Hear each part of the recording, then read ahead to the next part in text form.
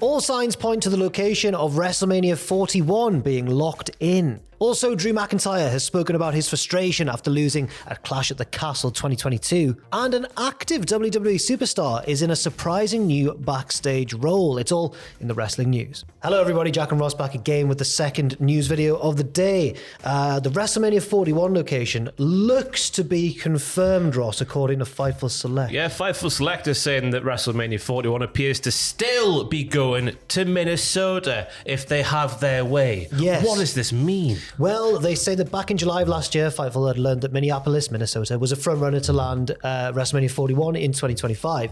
Based on the sources that Fightful have spoken to, Minneapolis is working on the assumption that they are landing the show and have been hoping that an announcement could be made in the coming weeks. I assume it'll be made around this WrestleMania sort of time. It's not only during one of the nights of WrestleMania they go, oh, here's an advert for 41. But apparently there are several government officials who have hinted heavily at the upcoming announcement of a major show. When Fightful have asked WWE officials, they wouldn't confirm or deny that WrestleMania was headed to Minneapolis. However, there are people of influence within the state of Minnesota that tell Fightful that they have prepared for an upcoming announcement. What's his name? Jesse Ventura. Yes, down in that's the right. Baja.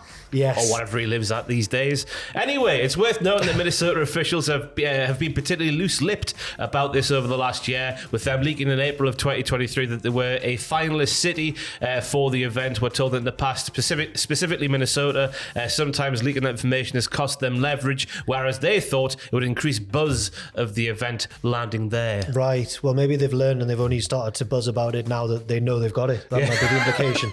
It's like a boy who cried wolf, but with WrestleMania. Yes. I wonder how Vern Gagne is going to feel about this, running in his territory and everything. I don't know, just the AWA. God. Who was in the Wrecking Crew back in the day? Oh, we can't speak about one of them, can we? Okay, brilliant. Yeah. Shelton Benjamin was the other guy. Shall we move on? Was he the No, I've Yeah, got that right. those two, wasn't it? The wrestling boys. Elsewhere, Drew McIntyre has spoken to Gorilla Position about his frustration over Clash at the Castle, where, of course, you were there. Oh, yeah. He lost to Roman Reigns. And everyone burnt the stadium down. They were that furious. It might seem silly now that Roman's been on this tear of beating everybody and beating Cody at WrestleMania, but back then, I don't know if you felt this way, but in the office, almost all of us were like, Drew's got this in the bag. I was the one guy who was like, it didn't feel like it was time. Go back and watch the footage, it's true. But yeah, I think everyone, by the time the night came around and the event was happening, everyone was gagging for Drew McIntyre to win. Yeah. He got the old theme song at the start of his entrance. I was thinking, oh, it's a special entrance, he's going to do it. But no, Solo ruined it, didn't he? He did. And Drew said about that incident or about that time in his career, I was very, very upset. I was very frustrated. I understand the bigger picture with Roman and where the company's going, where he's going, how necessary it is. But I personally believe there was maybe another way to figure out how we can protect what's going on with him, but also elevate the Drew McIntyre character to where we need him to be for the company. We didn't do it that night, and I thought that we could have and maybe should have. Triple H always talks about the bigger picture, the long game.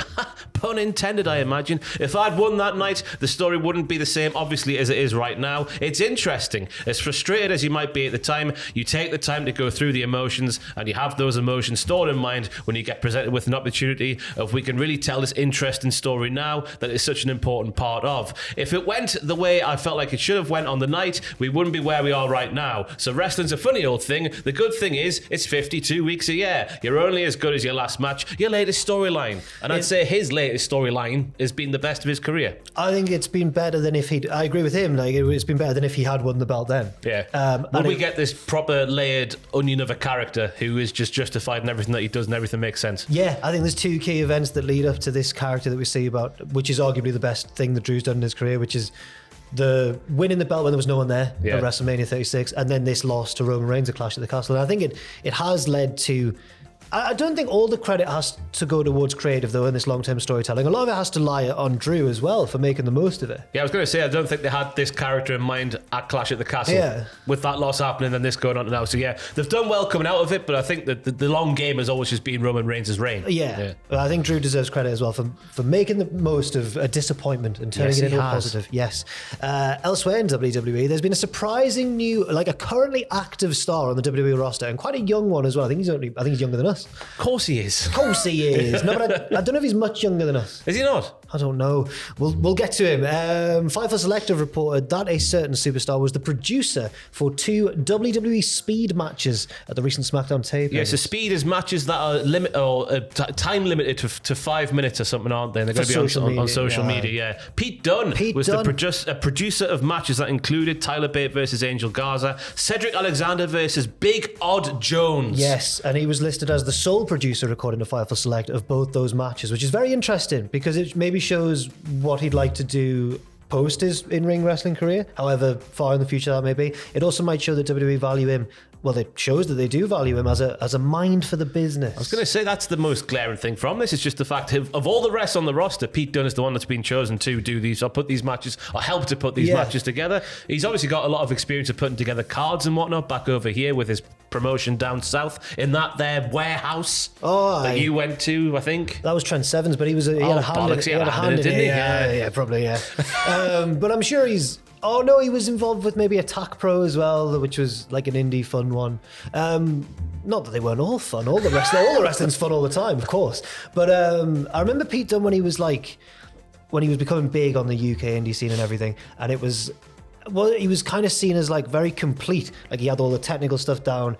When he was younger, he could do the high flying stuff. He could obviously brawl. He's the bruiserweight and all that sort of stuff. So maybe it's the fact that he's just such a damn all rounder. Yeah, and he can do all this sort of stuff. And he's that young. He knows what's down with the kids these days on the social medias. Still knows what's down, like we do as well. Right. Crossing the line now to AEW, or former AEW star Fuego del Sol, who was asked by a fan on Twitter if we'd likely see him in WWE or NXT in the future. And what was his reply? I think the chances are high, he said, which is a fantastic self-confidence. And obviously he wants to be in NXT because it is the best promotion in all of wrestling. Yes, of course. Yes. Fuego last wrestled for AEW in February 2023 and has since been active on the American independent scene, wrestling for various promotions, including GCW. I know that is a very confident thing to say, and you like to see your wrestlers have a lot of confidence in their own ability and everything. But could he also maybe know something? Could he have done tryouts or been linked or something? I think our larger news orangutan, Aidan Gibbons from Cultaholic.com upstairs, is that his official title? The Lesser News Ape. The Lesser News Ape, sorry, I got that completely wrong. But he noted that, I think Fuego's noted in previous interviews that he's been speaking to William Regal in the past, and that's not really led to anything as we're sat here, like anything concrete as we're sat here right now. So who knows, with William Regal obviously back in his position in NXT, that could lead to something. It could. Aiden's last name is Gibbons, which is his last news ape. Completely different to an orangutan. Apologies to the Gibbon community.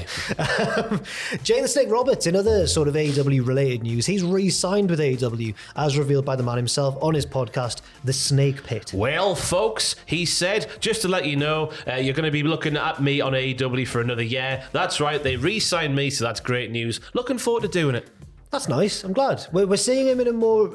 We're seeing him less and less often. I'd say we're seeing him more and more. Oh, again, we're going back up. We're like that, aren't we? Because obviously Lance Archer and the Righteous have been a thing more so on Collision in the last few weeks and months. So I don't know. It feels like we're going like that on the up curve again. We always talk about the early days of AEW when they had a much smaller roster and how, compared to the size it is today, you now see a lot less of certain wrestlers, and it's especially glaring when it's one of the original AEW roster members. I think the same can be said of Jake because he was quite a crucial part of that early roster, the early parts of AEW. That debut promo knocked everybody's socks off, Cody Rhodes included. Oh, hail Caesar. Turns his back on him. He doesn't respect him. Fantastic. And finally, you mentioned earlier that we're down with the kids, which of course we are. Could a popular certain music star, as I've written here, music star, be headed to WrestleMania 40? Philadelphia rapper Meek Mill could be appearing at WrestleMania 40 in his hometown because Triple H has got on Instagram and offered him an invitation. Yes, Meek Mill posted a story saying, WrestleMania coming to Philly at Triple H. My sons want to come and see WrestleMania. Triple H replied, I got you, Meek. He replied, I got you, Meek Mill. It's your city and WWE is just coming to have some fun. Clear your schedule. Triple H versus Meek Mill, WrestleMania 4. You heard it here first. Obviously, I guess it'll be a good. I hadn't really heard of him. I have heard a handful of songs, but I'm led to believe that he is much bigger in America than he is to northern Englishmen like us. Yeah.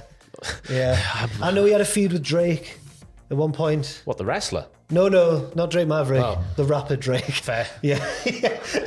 We're so old now. I'm 32. We're both 32 this year. Yeah. 32. You could have meant HT Drake, of course, from here, from Newcastle. Oh, right, okay, yeah, fair enough. Or JD Drake. Yes, so From many AEW, Drakes. so many Drakes. But no, it was actually Drake, the rapper. Obviously playing silly bollocks a bit. I've heard of Meek Mill. I just don't know anything about him. But having him at WrestleMania, since he's a hometown rapper, makes a lot of sense. Yeah, Philadelphia boy. I don't know if that was just Triple H being nice and comping him some tickets, or the fact that he said clear your schedule. Backstage segment. Maybe something like that. Maybe a performance. Kick-off show. Yeah. Maybe a Slammy Award appearance with Big E, who I saw on SmackDown, has been announced as like presenting that. Oh, that's good. With them. Oh, God. Who was it? I can't remember. Kathy Kelly. Oh, lovely. Yes, it was. That'll be very nice to see. For all the upcoming WrestleMania 40 news as we head on towards WrestleMania, you can check out this very channel here and also cultaholic.com, and do leave your thoughts in the comments section down below. There was another news video earlier today as well, and that's about all there is. That's all there is to we do go. and all there is to say. Thank you very much for watching, and we'll see you soon.